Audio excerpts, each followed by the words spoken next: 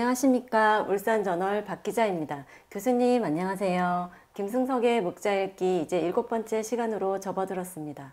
안녕하세요. 김승석의 묵자읽기 김승석입니다. 박 기자님 안녕하세요. 묵자를 유람한 지 벌써 7번째가 되었네요. 처음에 온라인 방송을 만만하게 생각했었는데 그렇지가 않더라고요. 큐시트도 만들어야 되고 평소에 무관심했던 의상에도 신경을 써야 하고 일이 참 많네요.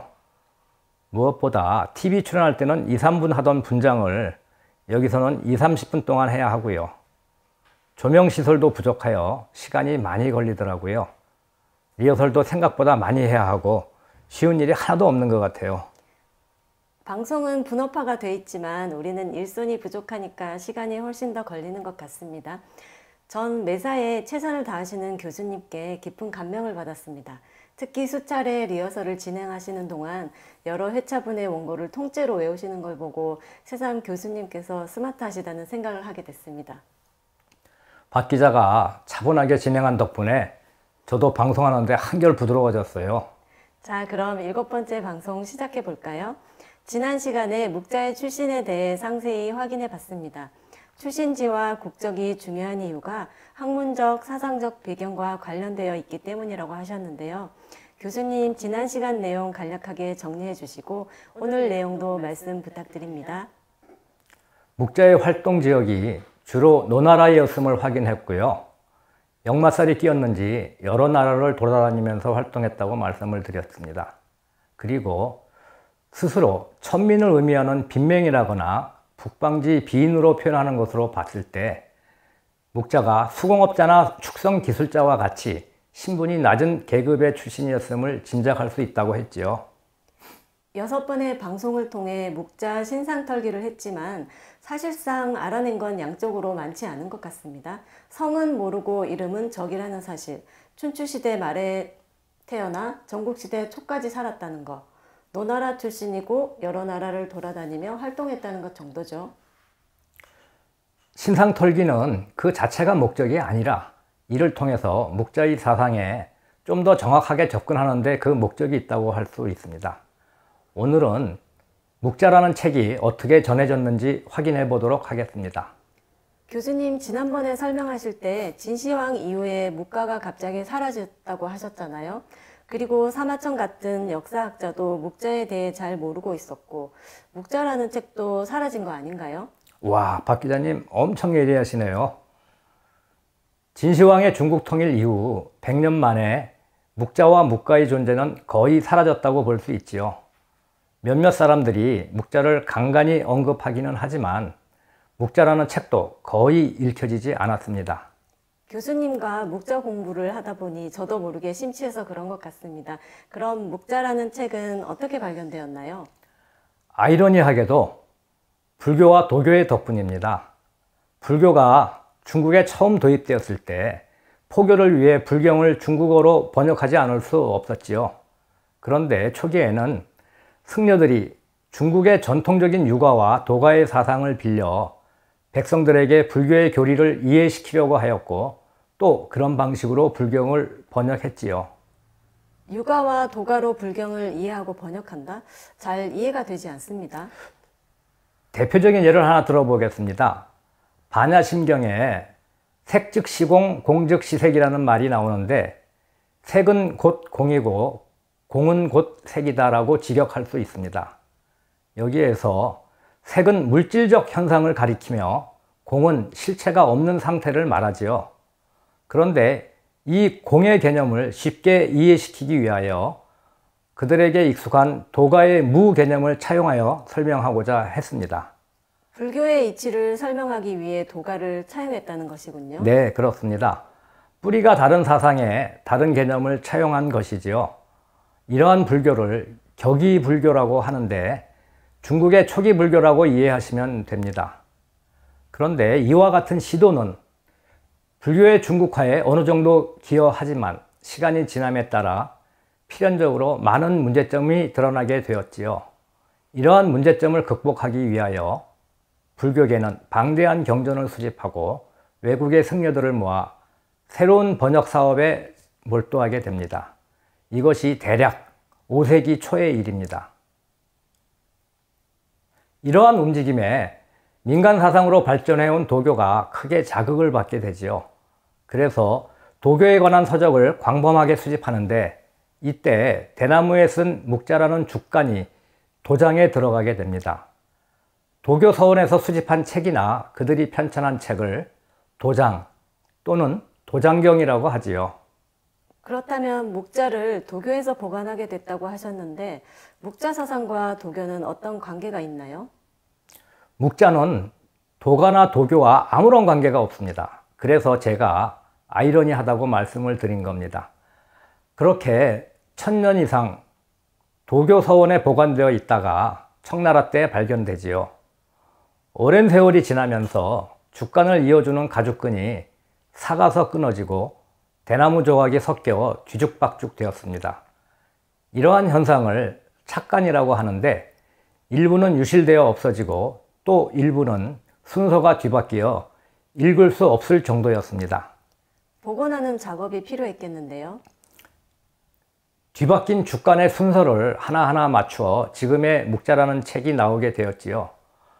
18세기 말에 피론이라는 사람이 교정하고 주석을 달아 묵자주라는 책을 출간하여 세상에 알려졌고 학자들에 의해 연구가 시작되었습니다. 한 세기가 지난 19세기 말에 손희양이라는 학자가 그동안의 연구 성과를 집대성하여 묵자 항구를 출판했는데 이를 계기로 일반인들도 읽을 수 있게 되었습니다. 묵자가 세상의 빛을 보는데 피론과 손희양 두 사람의 공로는 절대적이라고 볼 수 있습니다. 그 후 서양의 중국 침략과 맞물려 묵자에 대한 연구가 더욱 활발하게 진행되었는데 그 이유에 대해서는 나중에 다시 설명을 드리겠습니다. 말씀을 듣고 보니 묵자라는 책이 세상에 나온 건 거의 기적이라고 볼 수 있을 것 같은데요. 2000년이 지나서야 빛을 보게 된 거네요. 그런데 성경, 불경 등의 경전은 예수와 부처가 직접 쓴 글이 아니잖아요. 묵자는 어떤가요? 아주 좋은 질문입니다. 논어도 공자가 쓴 책이 아니라는 건 잘 아시죠? 약간의 논란이 있지만 묵자 역시 묵자가 직접 쓴 책이 아닙니다. 성경이나 불경, 논어와 마찬가지로 묵자의 제자들이 스승의 언행을 기록한 글을 묶은 것이 바로 묵자라는 책입니다. 그럼 분량과 구성은 어떻게 되어 있나요? 묵자는 목차를 제외하고 총 71편으로 구성되어 있다고 알려져 있고 현재에는 53편이 전해지고 있습니다. 현존하는 53편의 글은 그 내용과 성격에 따라 인문, 심론, 묵경, 대화, 병법 5부분으로 나눌 수 있습니다. 순서가 어쩐지 익숙한 느낌도 듭니다. 인문으로 시작해서 이론적 배경, 새로운 주장, 논쟁으로 이어지는 형태와 시대적 배경을 반영한 병법까지 나름의 기승전결 또는 서론, 본론, 결론의 형태를 갖추고 있는 것으로 보이는데요. 실제 내용은 어떤가요? 인문을 읽어보면 육아의 색채가 배어 있기도 하고 도가의 냄새도 맡을 수가 있습니다. 그래서 근대 사상가인 양계초나 호적 같은 사람은 읽어볼 필요가 없다거나 묵가의 글이 아니라고 혹평하기도 하지요. 그렇지만 묵자가 육아에서 출발해 육아를 비판하면서 극복했다는 점을 고려한다면 그들의 주장을 따르기 어렵다는 것이 저희 생각입니다.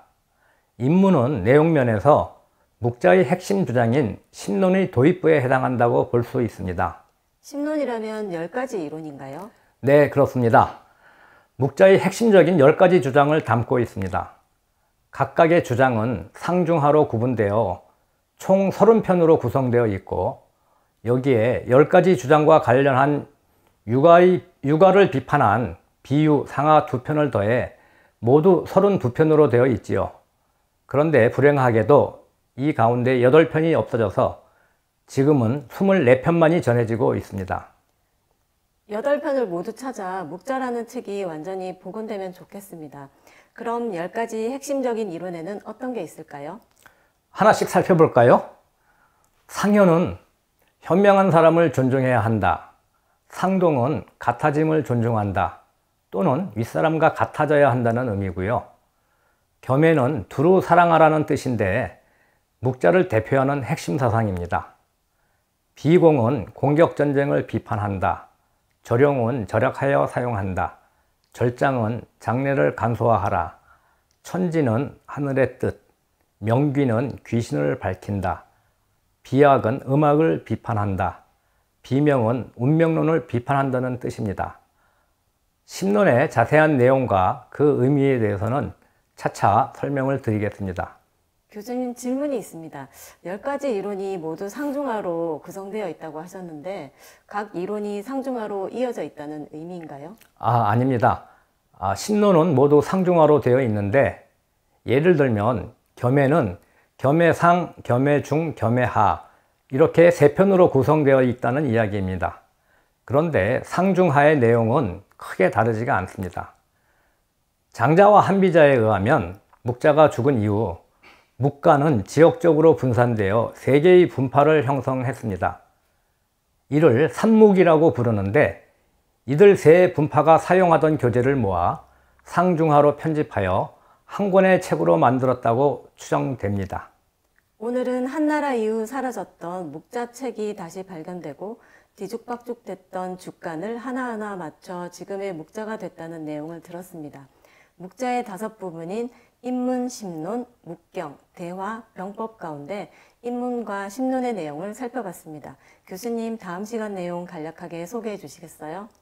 다음 시간에는 묵자의 5부분 가운데 묵경, 대화, 병법 등 나머지 내용을 대략적으로 살펴보도록 하겠습니다. 김승석의 묵자 읽기 7번째 시간, 오늘은 여기에서 마무리하겠습니다. 교수님, 오늘도 좋은 말씀 감사합니다. 박 기자도 수고하셨습니다. 구독과 좋아요는 사랑입니다. 댓글과 알림도 사랑입니다.